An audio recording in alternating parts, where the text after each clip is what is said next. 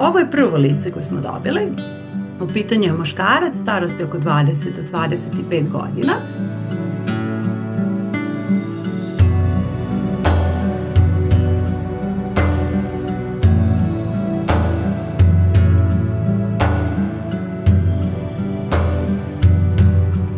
Ovo je jedina lobanja od ovih koje ćemo prikazati na koje smo mogli da primetimo znakove dekapitacije.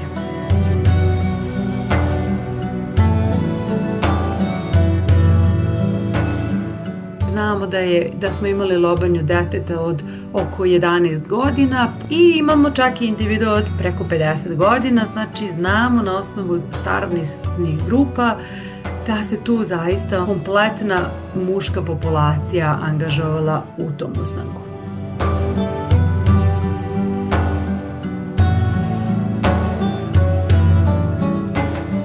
Prvo je potrebno da napravimo neki 3D model na osnovu koga ćemo uslovno rečeno da lepimo tkivo i da pravimo teksturu kože.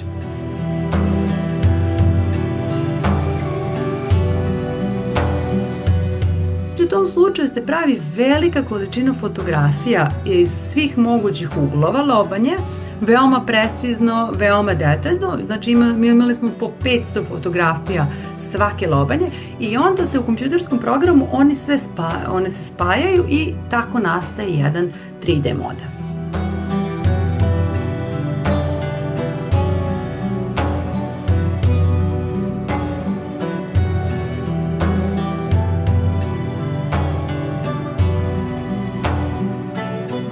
I onda dobijemo jedno lice koje je potpuno neutralno, znači koje na neki način podsjeća na masu.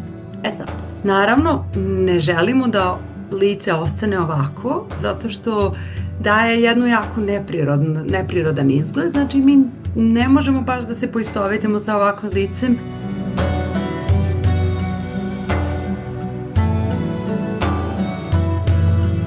Ne možemo da znamo da li je neko bio proćelav ili imao kosu. Da li je, recimo, ne možemo znamo ostatak lobanje kako izgleda, jer nam fali ostale tačke. Ne možemo znamo oblik ušiju i da li je eventualno bio klempav, da li su bile velike uši ili male, boju kose, boju očiju, ten.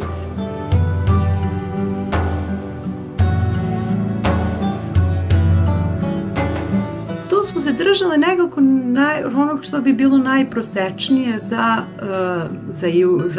centralnu južnu Srbiju i takođe držali smo se mode, odnosno gledali smo kakva je bila moda u tom periodu na osnovu portreta i nekih prvih fotografija koje su tada nastajale.